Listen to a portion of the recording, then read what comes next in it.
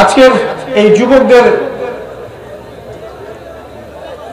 এই যে কি বলবো সাগরের ঢেউয়ের মতো সমাবেশ, এখানে আসতে পেরে আমি খুবই আনন্দিত।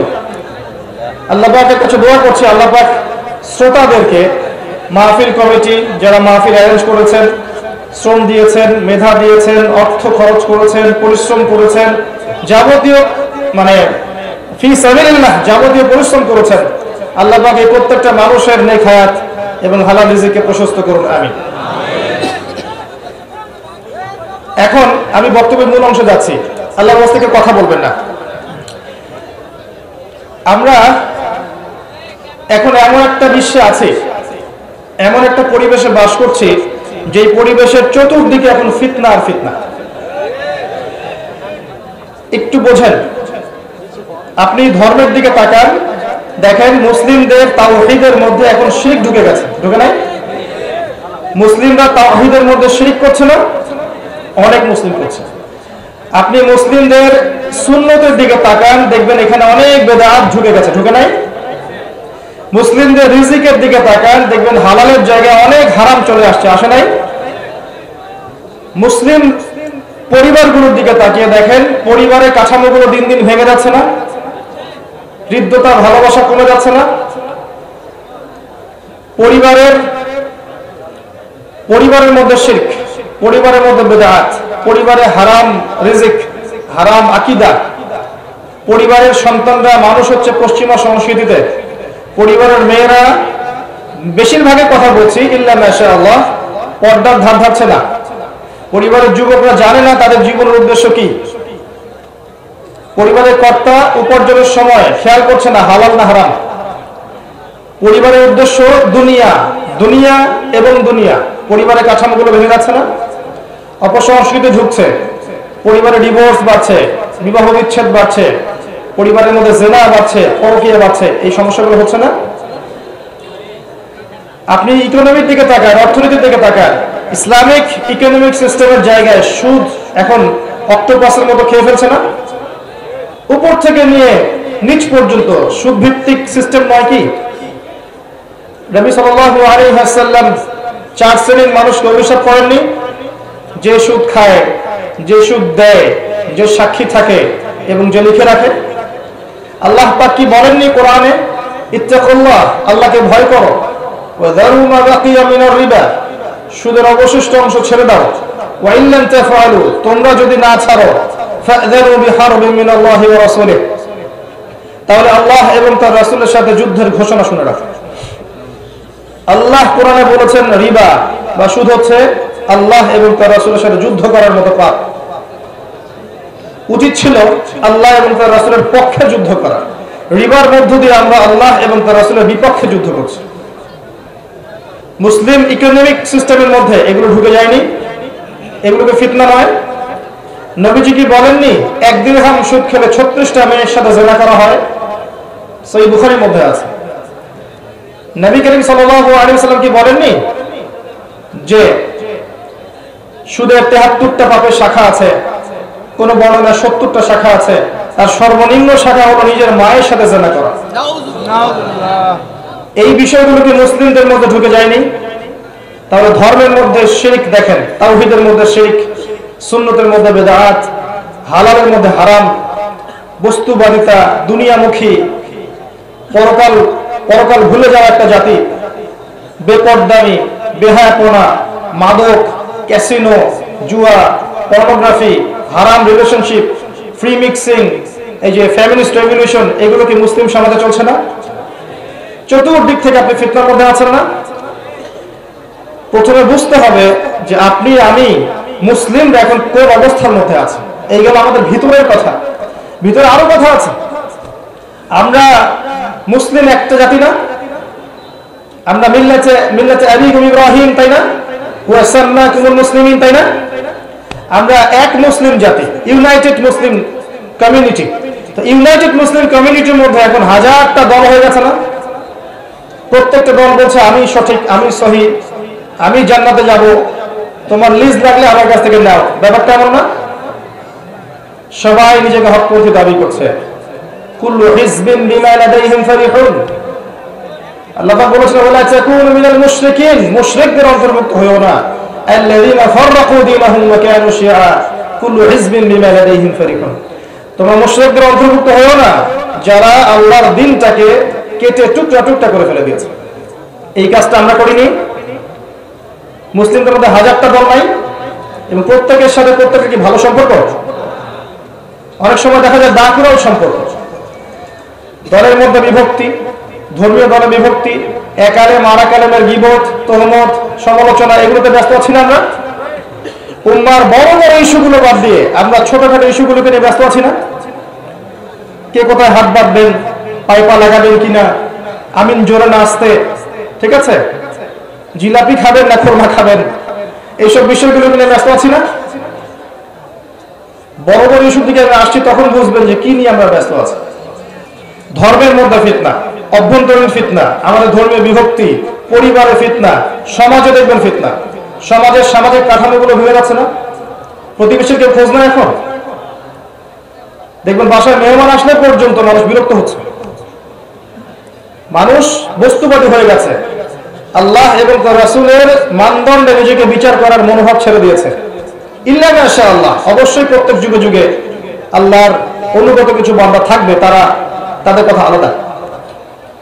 আপনি এবার বাইরের দিকে চোখ দেন, পুরো বিশ্বের দিকে চোখ দেন, দেখবেন পুরো বিশ্বের নেতৃত্ব এখন পশ্চিমারা নিয়ে নিয়েছে না? তারা বলছে কোন দেশকে ওঠো, দেশে উঠছে, বসো, বসছে, এমন হচ্ছে না?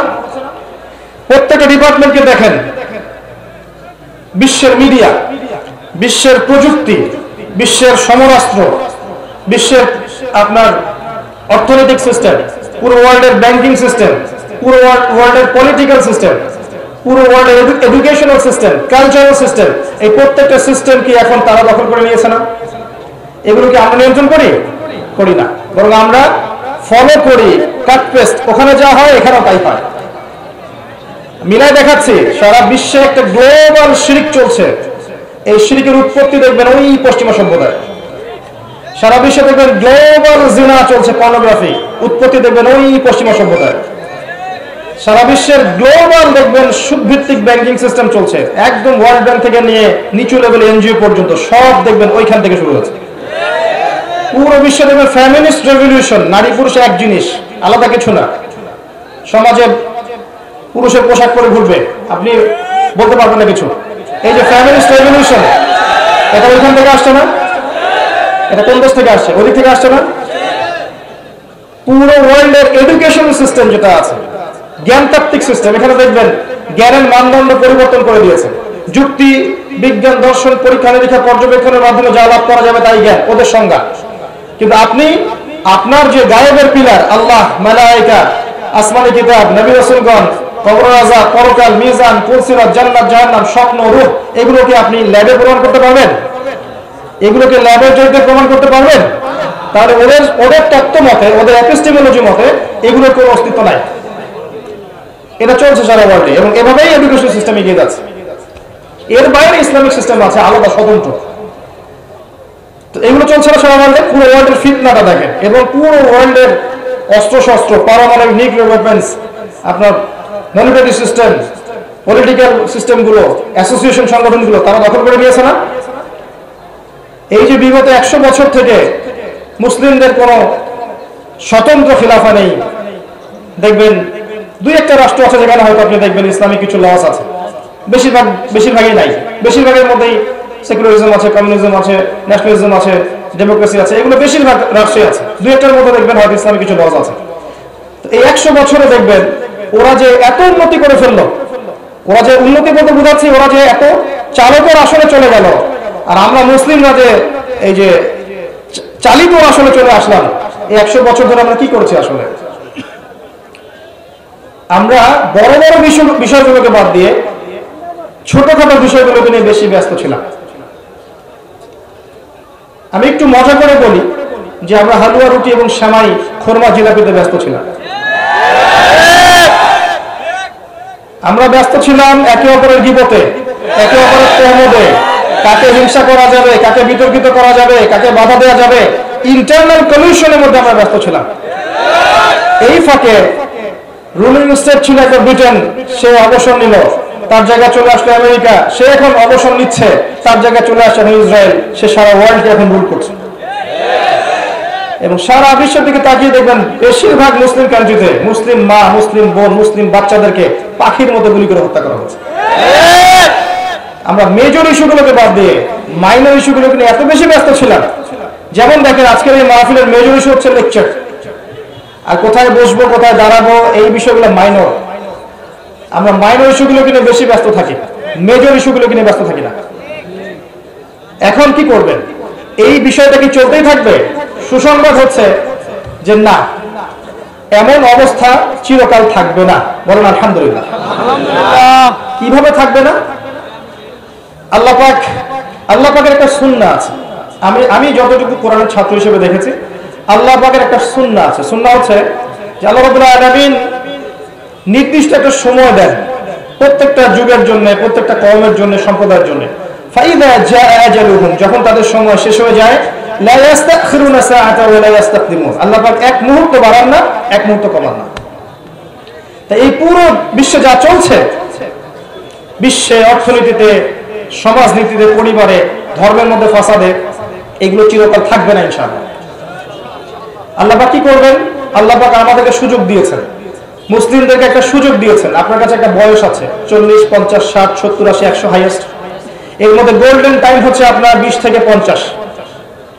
আল্লাহ পাক আপনাকে সময় দিয়েছেন, মেধা দিয়েছেন, বোধ শক্তি দিয়েছেন, আপনার ঘর পর্যন্ত আল্লাহ কোরআন পৌঁছে দিয়েছেন, নবীর হাদিসগুলো পৌঁছে দিয়েছেন, আপনাকে আল্লাহ পাক উলামায়ে কেরামের সোহবত দিয়েছেন, মসজিদ দিয়েছেন, আযান দিয়েছেন, মাদ্রাসা দিয়েছেন, মক্তব দিয়েছেন। আল্লাহ আপনাকে সুযোগ দিয়েছেন দিন শেখার, জানার, বোঝার, দিনের জন্য কাজ করার। এটা আল্লাহ পাক সুযোগ দিয়েছেন। যদি এই সুযোগ আমরা কাজে না লাগাই, কি করবেন আল্লাহ পাক? আল্লাহ পাক আমাদেরকে এই দুনিয়ার জীবনটাতে হয়তো বাড়ি গাড়ি, টাকা পয়সা, আত্মীয় স্বজন, স্ত্রী সন্তান, আপনার ব্যাংক ব্যালেন্স, জমি জমা, স্ট্যাটাস সবই দিবেন। আল্লাহ পাক হয়তো সবই দিবেন, কিন্তু আমরা যদি দায়িত্ব পালন না করি দিনের ক্ষেত্রে, আল্লাহ পাক কি করবেন জানেন? ইস্তাবদিল কওমান গায়রাকুম, আল্লাহ পাক এই কওমটাকে সরিয়ে দিবেন, এই অপদার্থ কওমটাকে সরিয়ে দিবেন এবং অন্য কওমকে হেদায়েত দিয়ে এই জায়গায় নিয়ে আসবেন। অমুসলিমদেরকে হেদায়েত দিয়ে আল্লাহ পাক ইসলামের ছায়াতলে নিয়ে আসবেন। সুম্মা লা ইয়াকুনু আমসালাকুম, এরপর তারা তোমাদের মতো হবে না। আপনি কি চাচ্ছেন যে আল্লাহ সরিয়ে দেবে আমাদেরকে, দিয়ে অন্যদেরকে হেদায়েত দিয়ে জায়গায় নিয়ে আসুক? বিশ্বের দিকে তাকিয়ে দেখেন, প্রচুর মানুষ পশ্চিমার, এই যে ইউরোপে, জার্মানিতে, ব্রিটেনে, ফ্রান্সে, আমেরিকায়, অস্ট্রেলিয়ায়, আফ্রিকায়, বিভিন্ন কন্টিনেন্টে দেখবেন প্রচুর মানুষ এখন মুসলিম হচ্ছে না? প্রচুর মহিলা যারা একসময় ধর্ষণের শিকার হয়েছিল, পশ্চিমাদের এই নারী ভোগের গোলকধাঁধার পর নিজের ইজ্জত খইয়েছে, এরকম প্রচুর নারী দেখবেন এখন ইসলাম কবুল করে পর্দার মধ্যে এসেছে। তারা বুঝতে পেরেছে ইসলামেই শান্তি আছে। এই যে মানুষগুলো ইসলাম কবুল করলো, এদেরকে কি তরোয়াল দেখিয়ে ইসলাম কবুল করিয়েছি আমরা? জুলুম করে কবুল করিয়েছি? এরা সবাই সাক্ষ্য দিচ্ছে ইসলাম তরোয়ারির জোরে ছড়ায়নি, সৌন্দর্য দিয়ে ছড়িয়েছে। আজও যদি আমরা ইসলামের সৌন্দর্য মানুষের সামনে তুলে ধরতে পারি, আপনি দেখবেন দলে দলে অমুসলিমরা ইনশাআল্লাহ ইসলাম কবুল করবে। এবং কোন কোন ক্ষেত্রে আমি দেখেছি, মাইন্ড করবেন না, কোন কোন ক্ষেত্রে আমি দেখেছি অনেক অমুসলিম ভাই যারা সরকারের কর্মকর্তা আছেন, প্রশাসনে আছেন, অর্থনীতির মধ্যে আছেন, অনেক জায়গায় আছেন, সোশ্যাল দায়িত্বে আছেন, অনেক ক্ষেত্রে তারা মুসলিমদের চেয়ে বেশি সততার পরিচয় দিয়েছেন। এমনও ঘটনা আছে না? আপনি দেখবেন খাবারের ভেজাল দিচ্ছেন মুসলিম, হিন্দুর দোকানে যান দেখবেন ফ্রেশ খাবার পাচ্ছেন। দেখবেন দুধ কিনতে গেলে আমরা অনেক সময়, বেশিরভাগ সময় দেখি যে ওই তাদের কাছে যাওয়া লাগে। দুধের ভেজাল দেয় না, মিষ্টিতে ভেজাল দেয় না, দইয়ের ভেজাল দেয় না। খেয়াল করে দেখবেন অনেক ক্ষেত্রে তারা সততার পরিচয় দিয়েছে। মুসলিমরা পণ্যে ভেজাল দিয়েছে, মুসলিমরা মাপে কম দিয়েছে, সিন্ডিকেট করেছে, মুসলিমরা এই যে কালোবাজারি করছে, করে নাই? মুসলিমরা দুর্নীতি করছে, মুসলিমরা ঘুষ নিচ্ছে, মুসলিমরা সুদ খাচ্ছে, মুসলিমরা জেনা করছে, মুসলিম যুবকরা পর্নোগ্রাফি দেখছে, মুসলিম মেয়েরা নগ্ন হয়ে ঘুরছে, বুঝছে না? এরা কি অমুসলিম? জিউস এরা খ্রিস্টান না হিন্দু? কারা এরা? এই যদি হয় আমাদের অবস্থা, তাহলে কি আপনি মনে করছেন আমাদেরকে আল্লাহ পাক সেই জাতি হিসেবে কবুল করবেন যে জাতি ইনশাআল্লাহ তাআলা ওই বাইতুল মাকদাস জয় করবে? কখনো না। ইস্তাবদিল কওমান গায়রাকুম, আল্লাহ পাক অন্য কওমকে হেদায়েত দিয়ে এই জায়গায় নিয়ে আসবেন। সুম্মা লা ইয়াকুনু আমসালাকুম, তারা তোমাদের মতো অপদার্থ হবে না। আমি খুব সংক্ষিপ্ত কথায় পরিস্থিতি যা বোঝানোর চেষ্টা করলাম। এই পরিস্থিতি বোঝার জন্য আরেকটা জিনিস দরকার আছে, এটা শুনেন ভালো করে। এই সিচুয়েশন বুঝতে হলে শুধু তাত্ত্বিক জ্ঞান, ডিগ্রি সার্টিফিকেট যথেষ্ট নয়। আপনাকে কনস্ট্রাকটিভ সিলেবাসে পড়াশোনা করতে হবে, এটা ঠিক আছে, এবং ভার্সেটাইল নলেজ রাখতে হবে, এটাও ঠিক আছে।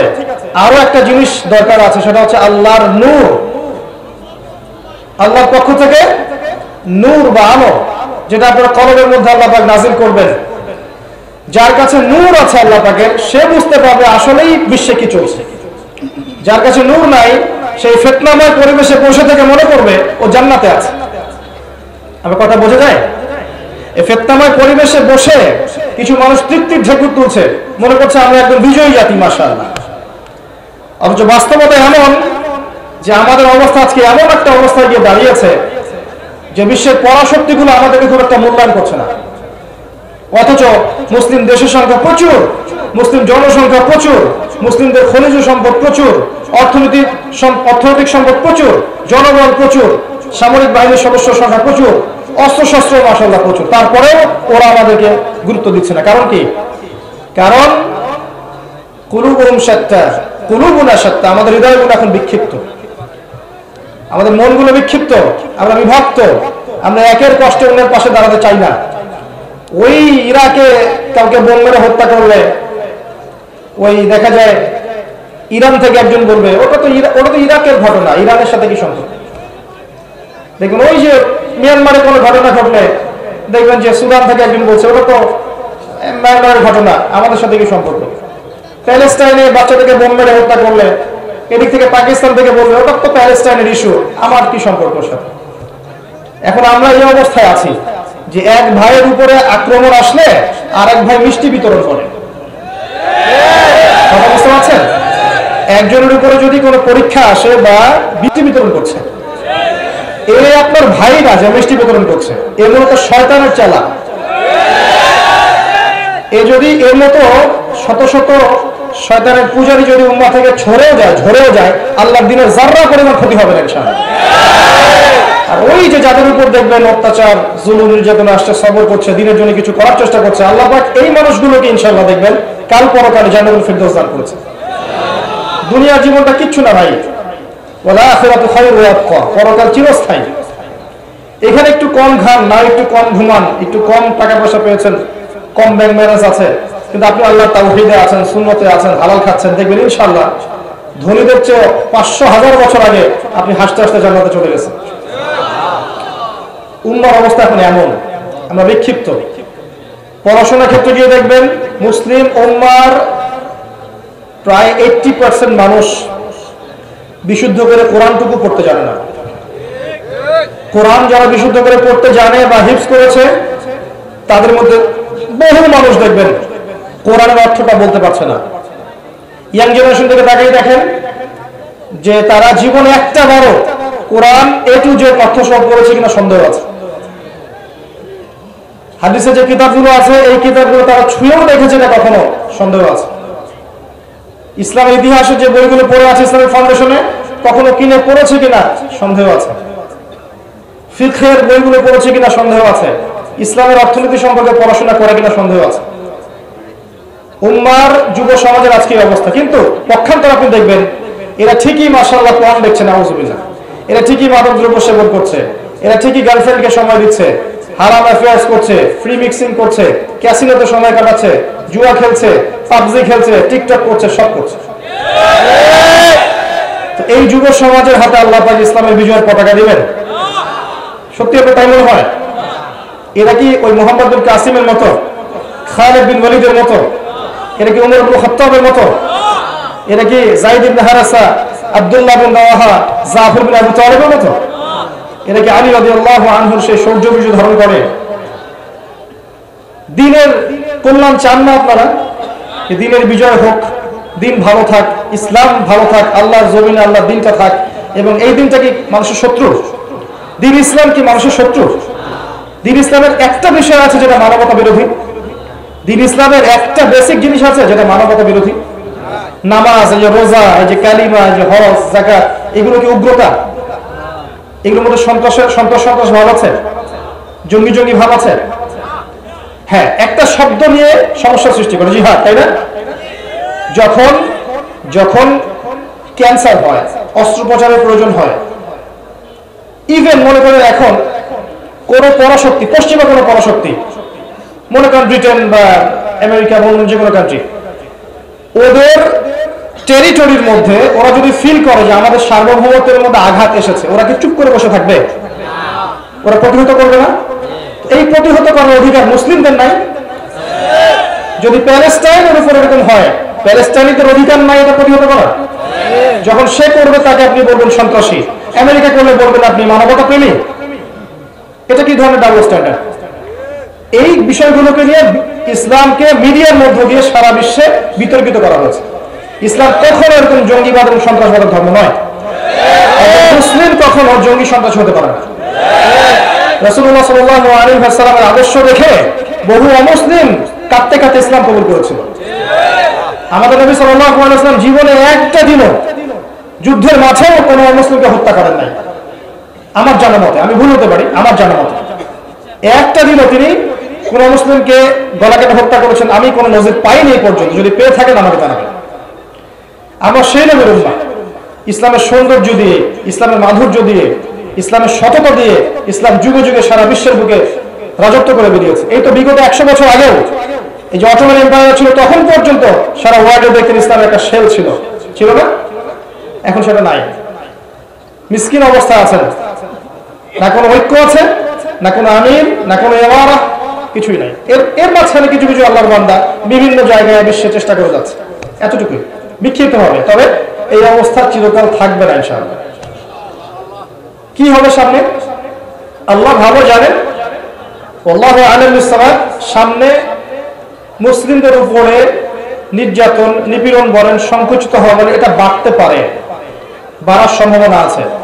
বিশ্ব এমন একটা জায়গায় দাঁড়িয়ে আছে যে কোনো সময় একটা নিউক্লিয়ার যুদ্ধ হয়ে যেতে পারে। আল্লাহু আ'লাম। আমি নতুন একটা কথা বলতে চাচ্ছি, এটা আগে কখনো বলিনি। আমার মনে হয় কয়দিন পর দেখবেন যে বিশ্বের পরাশক্তিগুলো দাবি করবে অমুক গ্রহটা আমার, এ বলবে না অমুক গ্রহটা আমার, সে বলবে না ওই গ্রহ আমার, সে বলবে এই গ্রহ আমার। আমার কথাটা ইনশাআল্লাহ ফলবে, দেখে নিয়ে। এবং তারা মহাকাশ বাহিনী গঠন করেছে অলরেডি। কারেন্ট অ্যাফেয়ার্স পড়েছেন? যারা বিসিএস কোচিং করছেন তারা হয়তো জানবেন মহাকাশ বাহিনী মানুষ কি জন্য গঠন করতে যাবে। স্টার ওয়ারও হতে পারে।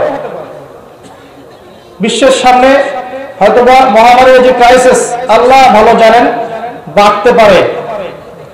আপনার সামাজিক ফিতনাগুলো, অশ্লীলতাগুলো বাড়তে পারে। আপনার যে পেপার মানি ইউজ করছেন এর মান কমে যেতে পারে। আপনার রিবা কেন্দ্রিক সিস্টেমটা পড়ে যেতে পারে।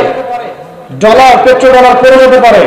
তবে যাই হোক না কেন, এতটুকু এনশিওর করতে পারি যে ওয়ার্ল্ডের বুকে একটা রাষ্ট্র মাথা তুলে দাঁড়াবে এবং তার ক্ষমতার দাপট সবাইকে দেখাবে, তার নাম ইসরায়েল।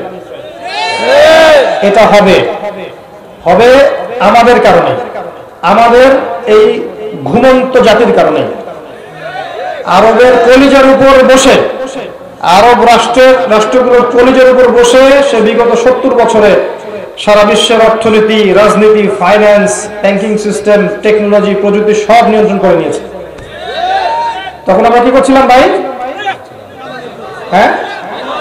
হ্যাঁ, সবাই করেনি। অনেক ওলামায়ে কেরাম ছিলেন যারা শুরু থেকে এগুলো মানুষের সতর্ক করার চেষ্টা করেছেন ঠিকই, কিন্তু তাদের মিম্বরগুলো সংকুচিত ছিল, তাদের কণ্ঠস্বরগুলো বৃত্তে বন্দী ছিল। মানুষ শুনতো না, বুঝতো না, মূল্যায়ন করতো না। মানুষ শোনে না, এখনো মানুষ শোনে না, বোঝে না।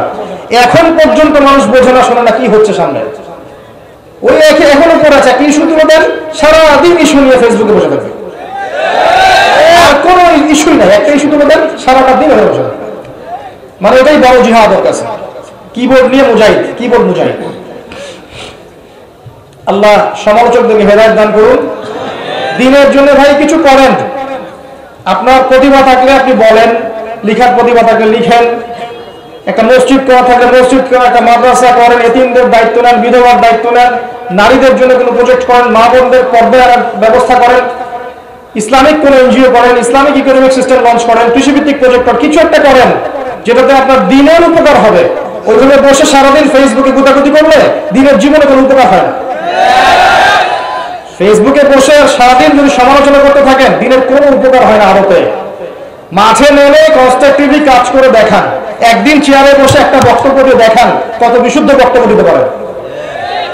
এই জায়গায় এসে বসেন আগে, তারপর দেখা যাবে যে কত বিশুদ্ধ করে সুন্দর করে কথা বলতে পারে। এত সহজ না সবকিছু। মাঠে না নেমে সাইড থেকে তালি মারা সহজ। বাংলাদেশ ক্রিকেট টিম খেলবে, আপনারা জানেন যে আমি ক্রিকেটের সাথে একসঙ্গে সংযুক্ত ছিলাম। বাংলাদেশ ক্রিকেট টিম খেলবে, দেখবেন গ্যালারির চারপাশে অনেক দর্শক, এটা এইভাবে মারলে ভালো হতো, কাভার ড্রাইভ করলো না কেন, এটা পুল শট খেলা যাইতো, স্লাগ ওভার আরো মারতে পারতো, এগুলো বলতে পারবে। ওর হাতে ব্যাটটা তুলে দেন না, তারপর দেখেন কিভাবে পিটায়। জাতি হিসেবে আমাদের সমস্যা আছে ভাই। সমালোচনার সংস্কৃতি না, কাজ করে কনস্ট্রাকটিভলি কাজ করে জাতিকে এগিয়ে নেন, দেশকে এগিয়ে নেন, উম্মাকে এগিয়ে নেন, সমাজকে ভালো কিছু দেন, রাষ্ট্রকে ভালো কিছু দেন। ইসলাম সবসময় সবার কল্যাণকামী। কোশ্চিন কারো ইসলাম কারো অকল্যাণ চায় না। ইসলাম কখনো কারো অকল্যাণ চাবে না। হয়তো আপনি বুঝতে ভুল করছেন, না হলে কিছু মানুষ ইসলামকে বিতর্কিত করছে, কিছু মানুষ ইসলামকে ইচ্ছাকৃতভাবে উদ্দেশ্যপরিতভাবে বিতর্কিত করছে। আল্লাহ পাক এই ফিতনা ফাসাদ থেকে আমাদের যুব সমাজকে হেফাজত করুন। আমাদের ওলামায়ে কেরামদের মাঝে আল্লাহ পাক ঐক্য দান করুন। আল্লাহ পাক আমাদের মধ্যে আপোষে হিংসা, বিদ্বেষ, গীবত, তহমতের সংস্কৃতি বর্জন করার তৌফিক আল্লাহ পাক দান করুন। ঐক্যবদ্ধ হয়ে একটা দেশ, একটা রাষ্ট্র হিসেবে, উম্মাহ হিসেবে ইসলামকে, এই বাংলাদেশকে এগিয়ে নিয়ে যাওয়ার তৌফিক আল্লাহ পাক আমাদেরকে দান করুন। আমিন। তো এখন এই সিচুয়েশনে আপনি কি করতে পারেন? আপনার করণীয় কি? সামনে যা হতে যাচ্ছে আমি একটা এস্টিমেট করতে চাই। ইনশাআল্লাহ তাআলা, ইনশাআল্লাহ আযজা ওয়া জাল, ঈসা ইবনে মারইয়াম আসবেন। কবে আসবেন, কত সালে আসবেন, কি করবেন আমি জানি না, এবং জীবনে আমি কখনো বলিও নি এত সালে আসবেন। বক্তব্য তো পুরো কখনো শুনবেই না, একটা অংশ শুনে ওটা নিয়ে বিচর্কিত করা শুরু করবে। কে জানে কত সালে আসবে? কেউ বলতে পারবে? কখনো বলতে পারবে না। কিন্তু আসবে যে আপনি কি অস্বীকার করতে পারেন? ঈসা আলাইহিস সালাম এসে কি হাই কমোড ইউজ করবেন? কাঁটা চামচ দিয়ে খাবেন? আমাদেরকে ওই যে পশ্চিমারা যেমন সভ্যতা শেখায়, ওরা মনে করে যে ওরা হচ্ছে সভ্য আর আমরা অসভ্য, ওরা তাই মনে করে। ওরা টিস্যু পেপার ইউজ করা শেখায় পানির বদলে, তারপরে হাই কমোড ইউজ করা শেখায়, তারপর ওদের মধ্যে গেট আপ শেখায়। মানে সবাই ওদের ফটোগ্রাফি হতে হবে আর কি। যতক্ষণ ফটোগ্রাফি হচ্ছেন না আপনি, ইউ আর নট সিভিলাইজ, আপনি আনসিভিলাইজড ওদের বক্তব্য অনুসারে। ঈসা ইবনে মারইয়াম কাঁটা চামচ দিয়ে খাবেন না, হাত দিয়েই খাবেন। তিনি মাটিতে বসেই খাবেন ইনশাআল্লাহ, এবং তিনি আঙ্গুল চাটবেন, প্লেট চাটবেন ইনশাআল্লাহ। তখন তাকে শেখাতে আসবেন যে সভ্যতা কাকে বলে। যাই হোক, ঈসা ইবনে মারইয়াম হচ্ছে শেষ জামানার সবচেয়ে ভাইটাল ক্যারেক্টার। যখন মাসিহুদ দাজ্জাল বের হবে, জিউসরা তাকে ফলো করবে এবং সে সারা বিশ্বকে শাসন করবে। এই ক্ষমতা আল্লাহ পাক তাকে দিয়ে মানুষকে পরীক্ষা করবেন। আপনাকে ওই সময় একটা সূরা বাঁচাবে, একটা সূরাই আপনাকে বাঁচাতে পারে ঈমান, আমল, তাকওয়ার পর, সেটা হচ্ছে সূরাতুল কাহফ। এই সূরার মধ্যে দেখবেন মূসা এবং খিজর আলাইহিস সালামের গল্প আছে। তিনটা প্রশ্ন করেছেন মূসা আলাইহিস সালাম, আর খিজর আলাইহিস সালাম বারবার বলছিলেন যে আমি কি তোমাকে বলিনি তুমি ধৈর্য ধরতে পারবে না। মূসা আলাইহিস সালাম প্রশ্ন করছেন, কেন নৌকা ফুটা করলেন, কি কারণে বাচ্চাকে হত্যা করলেন, কেন এই দেয়ালটা নির্মাণ করলেন পারিশ্রমিক ছাড়াই? বাহ্যিক চোখে মূসা আলাইহিস সালামের কাছে মনে হচ্ছে প্রত্যেকটা কাজই ভুল, তাই না? আমার কথা বুঝতে পারছেন? বাহ্যিক চোখে, বাইরের চোখ দিয়ে মূসা আলাইহিস সালামের কাছে মনে হচ্ছে তিনটা কাজই ভুল। কিন্তু খিজর আলাইহিস সালাম বললেন, ওই নৌকা ফুটা না করলে সেই নৌকা হাইজ্যাক হয়ে যেত, ওই বাচ্চাকে হত্যা না করলে সেই বাচ্চা বড় হয়ে বড় কাফের হতো, এবং এই দেয়ালের নিচেই এই দুই এতিম বাচ্চা রেখে যাওয়া সম্পত্তি আছে, পৈতৃক সম্পত্তি, তারা বড় হলে সম্পত্তি পাবে। বাইরের চোখ দিয়ে মূসা তোমার কাছে মনে হয়েছে যে আমি ভুল করছি, কিন্তু ভেতরের চোখ দিয়ে তুমি যদি দেখতে, আল্লাহর নূর দিয়ে দেখতে, তাহলে বুঝতে পারতে যে প্রত্যেকটা ক্ষেত্রে আমি সঠিক ছিলাম। এই গল্পটা কেন বললাম? পরিস্থিতি বুঝতে হলে, করণীয় বুঝতে হলে আপনাকে দুই চোখ দিয়ে দেখতে হবে। প্রথম কথা, বাইরের চোখ দিয়ে দেখলে সব বুঝতে পারবেন না, ভেতরের চোখ দিয়ে আল্লাহর নূর দিয়ে আপনাকে দেখতে হবে, তখন বুঝতে পারবেন কি হচ্ছে। নূর কিভাবে আসবে ভাই? তাওহীদের উপর থাকলে নূর আসবে, সুন্নতের পাবন্দি করলে নূর আসবে, বেশি বেশি নফল নামাজ তাহাজ্জুদ করলে নূর আসবে ইনশাআল্লাহ। সূরা নূরের উপর আমল করলে নূর আসবে, সূরা নূরের উপর আমল করলে নূর আসবে, বেশি বেশি মাউতের ফিকির করলে নূর আসবে, বেশি থেকে বেশি কোরআন তেলাওয়াত করলে নূর আসবে ইনশাআল্লাহ। আল্লাহর জিকির বেশি বেশি করলে, আল্লাহর ধ্যান করলে, তাসবিহ তাহলিল করলে, আল্লাহর কাছে দোয়া করলে আল্লাহর নূর আসবে ইনশাআল্লাহ। এরপরেও আরো বিষয় আছে, বিনয়ী থাকতে হবে, অহংকারী হওয়া যাবে না। একজন আলেম অনেক বড় আলেম হয়েছেন, মনে অহংকার আছে, এই মনের মধ্যে নূর আসবে না ইনশাআল্লাহ। অনেক বড় ডিগ্রি সার্টিফিকেট আছে, মনে অহংকার আছে, আমি অনেক বড় আলেম, তোমরা কিছুই না, তোমরা তেজপাতা, আমি বড় আলেম, এই অহংকার থাকলে মনের মধ্যে আল্লাহর নূর কশিন কেন আসবে না। আল্লাহ নূর যখন আসবে না, আপনি ভিতর থেকে অন্ধই থেকে যাবেন। আল্লাহ নূর যখন আসবে না, তখন ভেতর থেকে আপনি অন্ধ থেকে যাবেন। ইবলিসের অনেক জ্ঞান ছিল, মনের মধ্যে বিনয় ছিল না, অহংকার ছিল, আল্লাহ নূর দেন নাই, অভিশাপ করে দিয়েছেন। অতএব শুধু জ্ঞান নয়, বিনয় দরকার, অহংকার মুক্ত মন দরকার, সবার কল্যাণকামী হন, সবাইকে ভাই মনে করেন, ভালোটুকু নেওয়ার চেষ্টা করেন, খারাপটা ছেড়ে দেন, সমস্ত উম্মার কল্যাণকামী হয়ে যান। গীবতের, তোহমতের, অহংকারের, রিয়ার এসব সংস্কৃতি বর্জন করেন, মনটা পবিত্র করেন। কদ আফলাহা মান যাক্কাহা ওয়া কদ খাবা মান দাসাহা। আল্লাহ নূর আসবে ইনশাআল্লাহ তাআলা। তখন দেখবেন আপনি আল্লাহর চোখ দিয়ে দেখছেন, আল্লাহর কান দিয়ে শুনছেন, পরিস্থিতি আপনি বুঝতে পারছেন এবং কি করতে হবে আপনি নিজেই বুঝতে পারছেন ইনশাআল্লাহ। যখন বুঝতে পারবেন তখন নিজে আগে সতর্ক হবেন, পরিবারকে সতর্ক করবেন, তারপর আপনার সাধ্য অনুযায়ী আপনি সমাজে দাওয়াতি কাজ করবেন। মধ্যমপন্থী থাকবেন, শৈথিল্যবাদী হবেন না, চরমপন্থী হবেন না। ইসলামে চরমপন্থারও যেমন স্থান নাই, এই শৈথিল্যবাদিতারও স্থান নাই। ইসলাম হচ্ছে একটা মধ্যমপন্থী ধর্ম। ওয়া কাযালিকা জাআলনাকুম উম্মাতান ওয়াসাতা লিতাকুনু শুহাদা আলান নাস। কয়েকটা পয়েন্ট বলে শেষ করছি। প্রথম কাজ, স্পেশালি বলছি আমি কথাগুলো ইয়াং জেনারেশনকে, যারা তোমরা আমার ভাই এখানে বসে আছো, ইয়াং জেনারেশন যারা আছে, আমাদের মা বোন যারা আছে, যাদের মধ্যে তরুণীরা আছে, যুবতীরা আছে, তাদেরকে বেশি ফোকাস করতে বলছে। কারণ যারা বার্ধক্যে চলে গেছে তাদের বয়স একসময় শেষ হয়ে যাবে, রিসেন্টলি শেষ হয়ে যাবে। যারা যৌবন কালে আছেন তাদের ইনশাআল্লাহ আগামী 10, 20, 30, 40 বছর বেঁচে থাকার সুযোগ আছে আল্লাহ যদি চান। যুবতীদের আছে, এবং আমাদের পরবর্তী প্রজন্ম, আমাদের যে বাচ্চা কাচ্চা যারা আছে, ছেলেমেয়েরা, এদের দিকে বেশি ফোকাস করে। এই দুইটা জেনারেশনকে টার্গেট করে আমি কথা বলছি। এক নাম্বার, আল্লাহর জমিনে আল্লাহর দ্বীনের কল্যাণ চান, নিজে পরকালে বাঁচতে চান, দ্বীনের জন্য কিছু করতে চান, নিজের জীবনটাকে আল্লাহর জন্য আপনি ডেডিকেট করতে চান, প্রথম কাজ হচ্ছে আপনাকে পড়াশোনা করতে হবে। পড়াশোনা ছাড়া আপনি কিছু করতে পারবেন না। এবং এই পড়াশোনা মানে এই না যে আপনাদের সবাইকে মাদ্রাসায় ভর্তি হতে হবে, এমন নয় ব্যাপারটা। আপনি ফিজিক্স নিয়ে পড়ছেন, কেমিস্ট্রি নিয়ে পড়ছেন, বায়োলজি নিয়ে পড়ছেন, মেডিকেল সায়েন্সে পড়ছেন, ইঞ্জিনিয়ারিং পড়ছেন, সায়েন্স আর কমার্সে পড়ছেন, জিওপলিটিক্স পড়ছেন, ইকোনমিক্স পড়ছেন, যে সাবজেক্টেই পড়েন ওই জ্ঞানটাকে আপনি ইসলামের কল্যাণে কাজে লাগানোর চেষ্টা করেন। That's all. পারবেন না? একজন অর্থনীতিবিদ তিনি ইসলামের খেদমত করতে পারেন না, একজন ডক্টর দ্বীনের খেদমত করতে পারেন না, একজন ইঞ্জিনিয়ার দ্বীনের খেদমত করতে পারে না। যার মধ্যে একজন ইসলামিক মূল্যবোধ আছে, এই মানুষ যদি সমাজের দায়িত্বে আসেন, তিনি কি জনগণের খেদমত করতে পারবেন না? মনে করেন কেউ বিসিএস ক্যাডার হয়েছে, প্রশাসনে আছে, তার মধ্যে ইসলামিক নৈতিকতা আছে, সে উম্মার খেদমত করতে পারবে না? এগুলো সবাইকে বাদ দিয়ে কি আমাদেরকে মাদ্রাসায় ভর্তি হতে হবে? না, সবাই হবে না। যারা যারা এখানে আছেন, যে লাইনে পড়ছেন, পড়াশোনা করবেন, বেশি থেকে বেশি পড়াশোনা করবেন ইনশাআল্লাহ তাআলা। আল্লাহ পাক আপনাকে জ্ঞান দান করবেন আল্লাহর পক্ষ থেকে ইনশাআল্লাহ।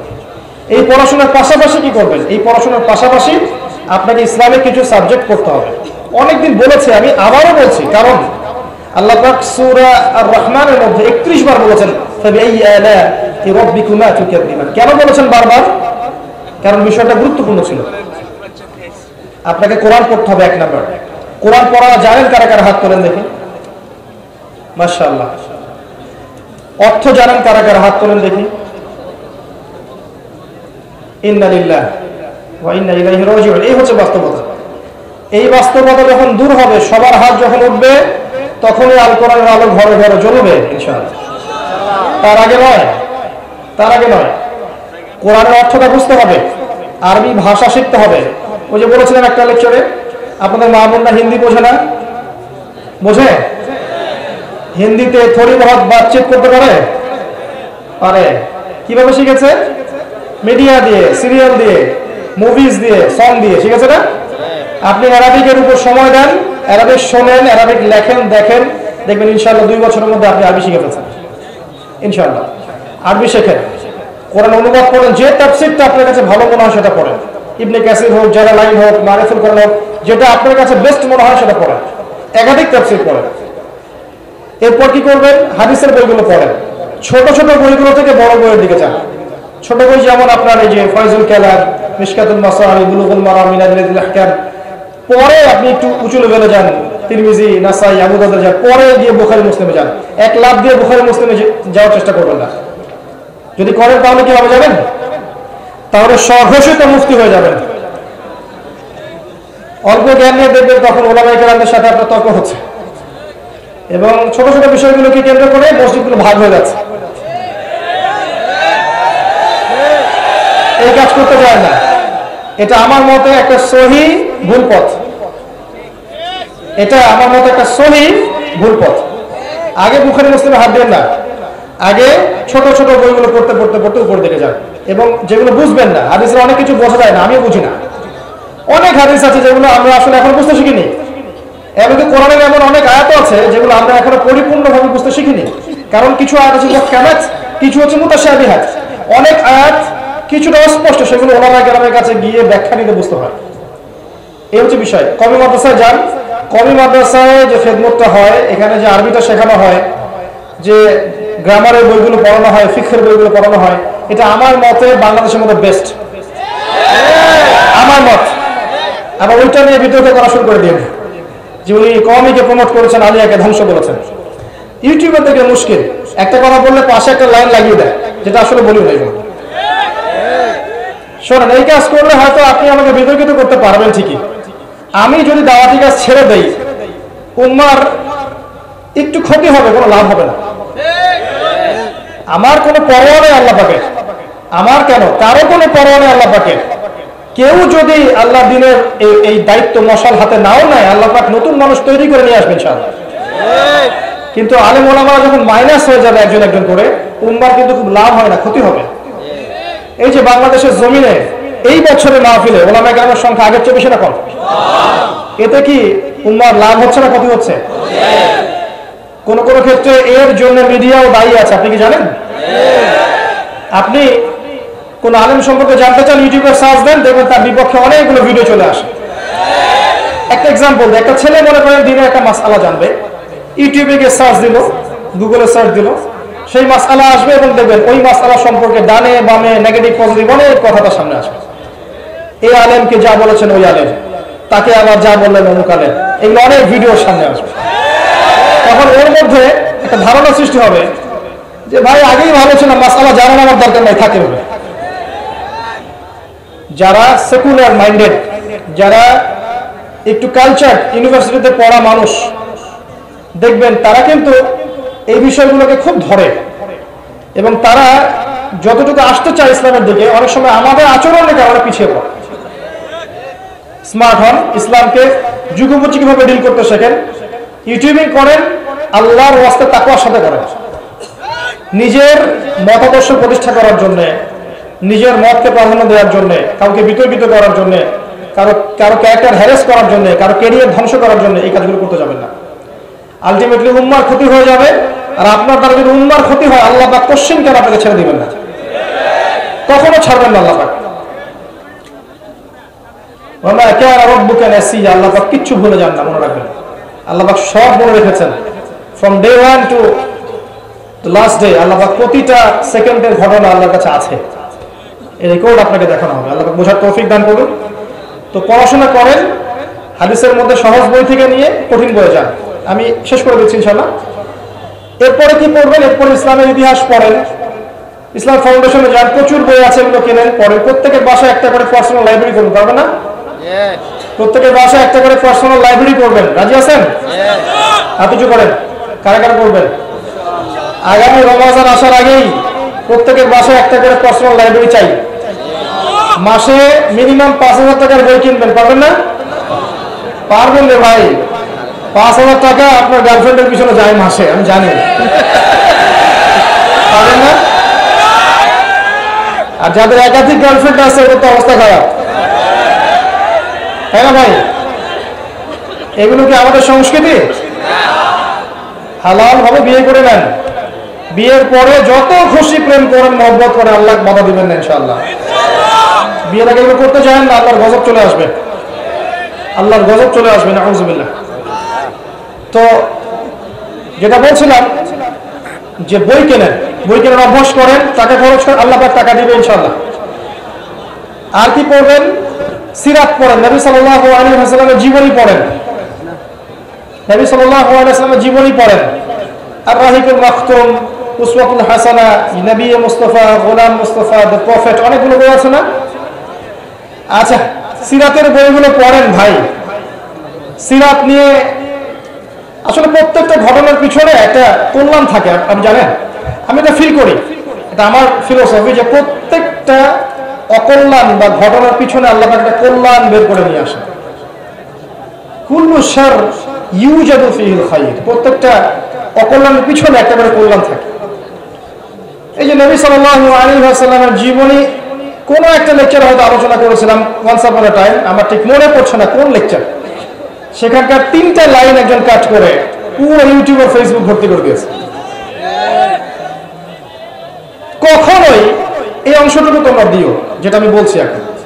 কখনোই আমার ইন্টেনশন ছিল না যে আমার দ্বারা নবী সাল্লাল্লাহু আলাইহি ওয়াসাল্লামের শানের খেলাফ কিছু হবে। বরং যদি নবীর জন্য জীবন দেওয়ার প্রশ্ন আসে, তোমার আগে আমি দাঁড়াবো ইনশাআল্লাহ, তোমার আগে আমি সামনের কাতারে দাঁড়াবো ইনশাআল্লাহ, যদি নবীর জন্য জীবন দেওয়ার প্রশ্ন আসে। একজন লিখেছে, আমি নাকি বলেছি যে নবী সাল্লাল্লাহু আলাইহি ওয়াসাল্লাম নবী হওয়ার যোগ্যই ছিলেন, নাউযুবিল্লাহ। আল্লাহর কসম করে বলছে, এই কথা জীবনে আমি কথা বলি। এই কথাটাকে দিয়ে বিতর্কিত করেছে। আমি এতটুকু বলবো যে আমি সচরাচর মানুষের নামে বদদুয়া করি না।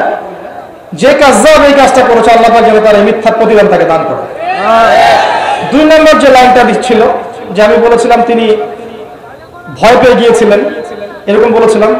ফিতরাতুল ওয়াহির সময় গ্যাপ ছিল একটা ওয়াহির, তিনি ভয় পেয়ে গিয়েছিলেন, কয়েকবার পাহাড়ের চূড়া উঠে তিনি নিজেকে ফেলে দেওয়ার চেষ্টা করেছেন, এমন একটা কথা বলেছিলাম। আল্লাহর কসম করে বলছি যে এই কথাটা বলার মধ্য দিয়ে আমার ইন্টেনশন কখনো এমন ছিল না যে এখানে নবীর শানের খেলাফ কিছু হচ্ছে।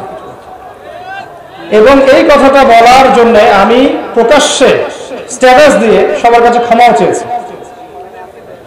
তবে এতটুকু জানা উচিত যে কথাটা আছে কোথায় বা কোত্থেকে বলা হয়েছে। আপনি এই যে সিরাতের যে বইগুলোর নাম বললাম, ম্যাক্সিমাম সিরাতের বইয়ের মধ্যে এই গল্পটা আছে। আপনি আর রাহিকুল মাখতুম বইটা পড়েন, দেখবেন এটা আছে রাহিকুল মাখতুম বইয়ের মধ্যে, অন্য অনেক বইয়ের মধ্যে আছে, যারা পড়েছেন আপনারা সবাই জানেন। কিন্তু রাহিকুল মাখতুম বইটা 1187টা বইয়ের মধ্যে প্রথম স্থান অধিকারী বই। আমার কথা শোনেন।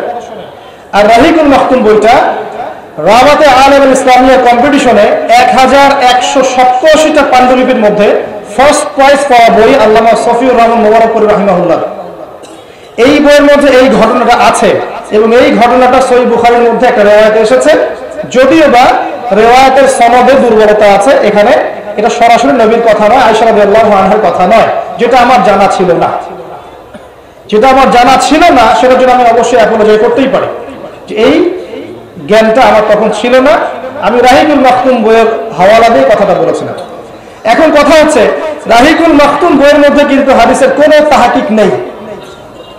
আমার কথাটা শোনেন, যে রাহিকুল মাখতুম বইয়ের মধ্যে এটা আছে আল্লামা সফিউর রহমান মুবারকপুরী রাহিমাহুল্লাহ বই, যেখানে ফার্স্ট প্রাইজ পেয়েছে বইটা, এই বইয়ের মধ্যে কিন্তু এই ঘটনার কোনো তাহকিক নাই, কোনো তাহকিক নাই, যেটা সত্য না মিথ্যা, এটার কি মুরসাল নাকি সনদের সমস্যা আছে, কোনো তাহকিক নাই। এতদিন ধরে রাহিকুল মাখতুম বইটা ছাপানো হচ্ছে বিভিন্ন প্রকাশনীতে, 5টা 10টা প্রকাশনী ছাপাচ্ছে, লক্ষ লক্ষ কোটি কোটি কপি রাহিকুল মাখতুম কিন্তু বাজারে আছে। কই এই প্রকাশনা সংস্থা, এই প্রচার মাধ্যম, এই যারা অনুবাদ করেছে, তাদের কাউকে তো আপনি কুফরি ফতোয়া দিলেন না, তাদের কারো বিরুদ্ধে তো কোনো কথা বললেন না। যদি কথা বলতে হয় ওই বইটাকে ব্যান করে দেন, তাহলে বইটাকে ব্যান করে দেন। আর যদি কুফরি ফতোয়া দিতে হয়, সফিউর রহমান মৌরপুর রাহিমাহুল্লাহকে কবর থেকে তোলেন, তুলে কাফের ফতোয়া দিয়ে আবার দাফন করে দেন। সুবহানাল্লাহ। উনার বইয়ে কিন্তু কোনো তাহকিক দেওয়া হয়নি, এবং আরো সিরাতের বইগুলোতে এই ঘটনাটা আছে, যেটা কোনো তাহকিক দেওয়া হয়নি। আর তাহকিক তো আমরা করার যোগ্যতা সত্যি রাখি না। এই জেনারেল লাইন থেকে যারা উঠে এসেছে এবং যারা তালেব ইলম, তাদেরকে সবাই হাদিসের তাহকিক করতে পারে। তারা যখন এই বইটা পড়বে, তাদের সামনে যখন আসবে, এই লাইনগুলো চলে আসবে, তারা কি এটাকে বিশ্বাস করবে না? স্বাভাবিক করতেই পারে। তাহলে কি দায়িত্ব ছিল? যে এটাকে কাছে ডেকে নিয়ে বুঝিয়ে দেওয়া যে আসলে এই হাদিসটার সনদে এই সমস্যা আছে, এখানে এই সমস্যা আছে, এখানে সমস্যা আছে, এটা থেকে ফিরিয়ে নেওয়া। কিন্তু এই কাজটা আমরা করতে পারি নাই। আমরা ইন্টেনশনালি কাজটা করেছি। লেকচারের টপিক ছিল হয়তো অন্য কিছু, এখান থেকে দু একটা লাইন বাছাই করে এটাকে ভাইরাল করা হয়েছে, তার মানে পিছনে কোনো উদ্দেশ্য আছে। তারপরেও আমি পাবলিকলি সবার সামনে, আমি এমন মানুষ নই যিনি ভুলের উপর অটল থাকতে পারি, পাবলিকলি সবার সামনে, আপনাদের সবার সামনে, সবাইকে সাক্ষী রেখে, আল্লাহকে সাক্ষী রেখে আমি আমার বক্তব্যের ভুল স্বীকার করছি। যেখানে শব্দ চয়নে হয়তো আমার ভুল হয়ে গেছে, এটা একটা মানুষের পক্ষে হতেই পারে, যে এই চেয়ারে বসেছে তার পক্ষে শব্দ চয়নে মিস্টেক, স্লিপ অফ টাং হতেই পারে। আপনারাও আপনাদের ইতিহাস ঘেটে দেখেন যে স্লিপ অফ টাং সমস্ত লেকচারারদের হয়েছিল কিনা কখনো কখনো।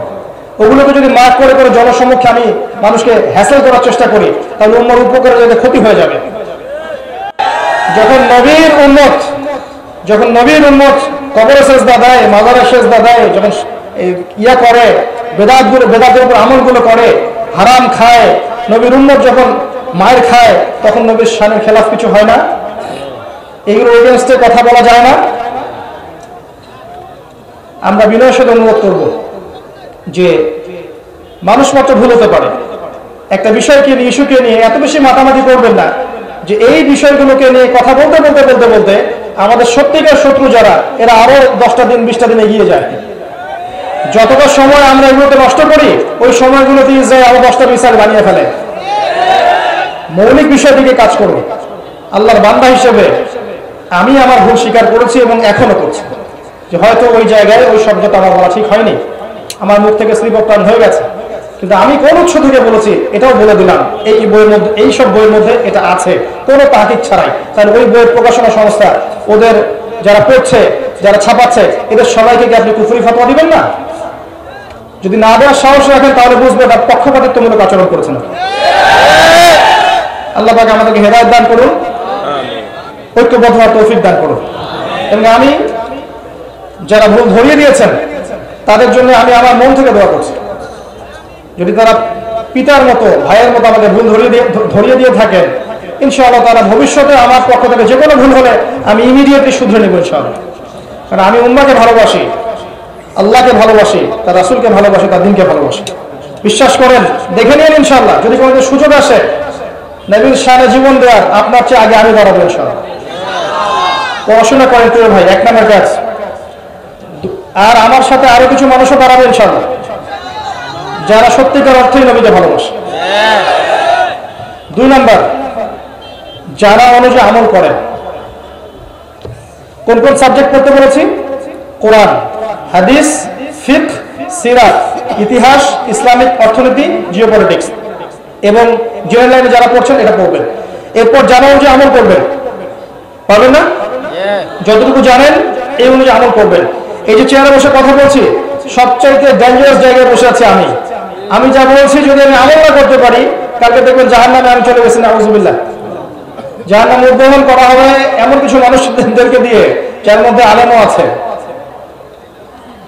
মানুষ বড় আলেম বলবে, বড় কারি বলবে, হাফেজ বলবে, এই জন্য জ্ঞান চর্চা করেছিল, আল্লাহ পাক জাহান্নামে দিয়ে দিবেন। এমন মানুষ আছে জাহান্নামে নারী ভুড়ি বের হয়ে যাবে, চারপাশে ঘুরতে থাকবে। মানুষ এসে বলবে, কি হয়েছে তোমার, কি আমল করেছিলে? সে বলবে, আমি কুনতু আমরু বিল মারুফ, আমি মানুষের সৎ কাজে আদেশ করতাম, কিন্তু আমি সেটা করতাম না। আমি মানুষকে অসৎ কাজ থেকে নিষেধ করতাম, আবার সেটাই নিজেই করতাম। এমন মানুষও জাহান্নামে যাবে যার দুর্গন্ধে জাহান্নামীরা টিকতে পারবে না। নবী সাল্লাল্লাহু আলাইহি ওয়াসাল্লাম বলেছেন, সে হচ্ছে এমন ব্যক্তি যে তার ইলম দিয়ে উপকৃত হতে পারে নাই, জ্ঞান অনুযায়ী আমল করতে পারে নাই। তাই যারা বসে আছে এই চেয়ারে, যারা দিন প্রচার করছি, তাদের আরো তাকওয়াবান হওয়া উচিত, মুত্তাকি হওয়া উচিত, যারা অনুযায়ী আমল করা উচিত। আল্লাহর আসনে বসে কাউকে জাজ করা উচিত না। ফালা তুযাক্কু আনফুসাকুম ওয়া আ'লামু বিমান ইত্তাকা, তোমরা নিজেদেরকে নিয়ে আত্মপ্রশংসা করো না, আল্লাহ ভালো জানেন কে তোমাদের মধ্যে তাকওয়াবান। অতএব জানা অনুযায়ী আমল করার চেষ্টা করি। আল্লাহ আমাকে তৌফিক দেখ, আল্লাহ আমাকে আপনাদের সবাইকে তৌফিক দান করুন। এর জন্য সবচেয়ে সহজ বুদ্ধি হচ্ছে 24 ঘন্টা নবী সাল্লাল্লাহু আলাইহি ওয়াসাল্লামের সুন্নতের উপর আমল করা। পারবেন না ইনশাআল্লাহ? ইনশাআল্লাহ। একমাত্র ব্যক্তি যে আপনার জন্য কেঁদেছে, আপনাকে ভাই বলেছে, হাউজে কাউসারে দাঁড়িয়ে থাকবেন আপনার জন্য পানির গ্লাস হাতে নিয়ে, যিনি আপনার জন্য সুপারিশ করবেন, আল্লাহর কাছে সিজদায় পড়ে যাবেন, কবিরা গুনাহগার মুসলিমদেরকে সুপারিশ করে জান্নাতে নিয়ে যাবেন, একমাত্র মানুষ মুহাম্মদ রাসূলুল্লাহ সাল্লাল্লাহু আলাইহি ওয়াসাল্লাম। তার সুন্নাত 24 ঘন্টা মেনে চলেন, আল্লাহ তাআলা তৌফিক এনায়েত করুন। এরপরে হালাল রিজিক খান, হারামে যায় না, সুদ ঘুষ দুর্নীতি আত্মসাতে যায় না, ছোট্ট হালাল রিজিকে থাকেন, আল্লাহ বরকত দিবে ইনশাআল্লাহ। হালাল রিজিকের ব্যবস্থা হয়ে গেলে নেককার স্ত্রীকে বিয়ে করেন, আদর্শ ইসলামিক পরিবার গড়ে তোলেন, পরবর্তী প্রজন্মকে ইসলামের জন্য গড়ে তোলেন ইনশাআল্লাহ। এরপরে আপনাকে আল্লাহ পাক যা দিয়েছেন, জান মাল সময় শ্রম এগুলোকে কাজে লাগিয়ে দিনটাকে একটু একটু করে এগিয়ে নিয়ে যাওয়ার চেষ্টা করেন। ক্ষুদ্র ক্ষুদ্র প্রচেষ্টা ইনশাআল্লাহ দেখবেন আগামীতে ইসলামের বড় বিজয় নিয়ে এসে দেবে ইনশাআল্লাহ। আর সবশেষ কথা হচ্ছে ফিজিক্যালি ফিট থাকেন, শরীরের যত্ন নেন, মনের যত্ন নেন, টেকনোলজি থেকে দূরে থাকার চেষ্টা করেন, এত বেশি ফেসবুকিং করবেন না, এত বেশি ইউটিউবিং করবেন না, মাথাটাকে রিল্যাক্স দেন, চিন্তা করার টাইম দেন, প্রকৃতির সাথে মেশেন, ঠিক আছে? পড়াশোনা করেন, মানে যান্ত্রিক হয়ে যাবেন না, মানুষ হন। আরো কাজ আছে, আপনি ভালো খাবার খাওয়ার অভ্যাস করেন, ম্যানুফ্যাকচার খাবারগুলো ত্যাগ করে দেন। আপনাকে আল্লাহ যে সম্পত্তি দিয়েছেন, এই সম্পত্তিগুলো যাকাত আদায় করেন, সম্পত্তিগুলোকে সাস্টেইনেবল অ্যাসেটে পরিণত করেন। এই শব্দটা কঠিন হয়ে গেছে মনে হয়। এমন রূপ দেন সম্পত্তিটাকে যেটার মান কখনো কমে যাবে না। আপনি যদি জমি কিনে রাখেন, মান কমে যাবে? বাড়বে। একটু গোল্ড রেখেছেন, এই গোল্ডের মানটাকে কমবে? বাড়বে। একটু রূপা রেখেছেন, এই রূপার মান কমবে না বাড়বে? ইনশাআল্লাহ বাড়বে। কিন্তু আপনি যদি তেজপাতা রেখে দেন, মান পড়ে যাবে, আপনি শ্রম হারাবেন, আপনি শ্রম হারাবেন, আপনি মূল্য হারাবেন। এক পর্যায়ে বুঝবেন আমার কথার মর্মটা, এখন হয়তো বুঝতে পারছেন না। আরেকটা কথা বলে শেষ করছি, উম্মাহকে ঐক্যবদ্ধ করতে শিখুন।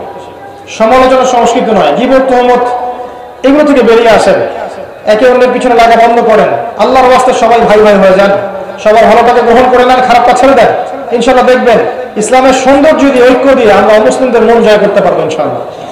এবং অ্যাজ এ নেশন, বাংলাদেশি হিসেবে, বাংলাদেশের মুসলিম হিসেবে ইনশাআল্লাহ আমাদের প্রত্যেক স্তরের মানুষ ঈমান নিয়ে, তাওহীদ নিয়ে, সুন্নাত নিয়ে আগামী দিন ইসলামের পতাকা নিয়ে এগিয়ে যাবে ইনশাআল্লাহ।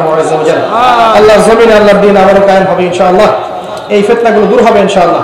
আল্লাহ পাক আমাদের মা বোনদেরকে খাস পর্দায় থাকার তৌফিক দান করুন, যুব সমাজকে হেদায়েত করুন। আল্লাহ পাক আমাদের যুবক ভাইদেরকে ভালো করে পড়াশোনা করার তৌফিক দান করুন, উলামায়ে কেরামের ঐক্য দান করুন। আল্লাহ পাক আমাদের তাওহীদ ও সুন্নাহ থাকার তৌফিক দান করুন, হালাল রিজিক খাওয়ার তৌফিক দান করুন। আকুলু কওলি হাযা আস্তাগফিরু লি ওয়া লাকুম ওয়া লিসাইরিল মুসলিমিন। বারাকাল্লাহু লানা ওয়া লাকুম বিলায়াতিন হাকীম ইন্নাহু তাআলা জাওয়াদুন কারীম ওয়া রাউফুর রহিম। আমি আজকের মতো এখানে শেষ করছি। আপনাদের ভালোবাসায়, মহব্বতে আমি নিজেকে গর্বিত মনে করছি। জাযাকুমুল্লাহু খায়রান আহসানাল জাযা। সুবহানাকাল্লাহুম্মা ওয়া বিহামদিক আশহাদু আল্লা ইলাহা ইল্লা আনতা আস্তাগফিরুকা ওয়া আতুবু ইলাইক। আসসালামু আলাইকুম ওয়া রাহমাতুল্লাহ।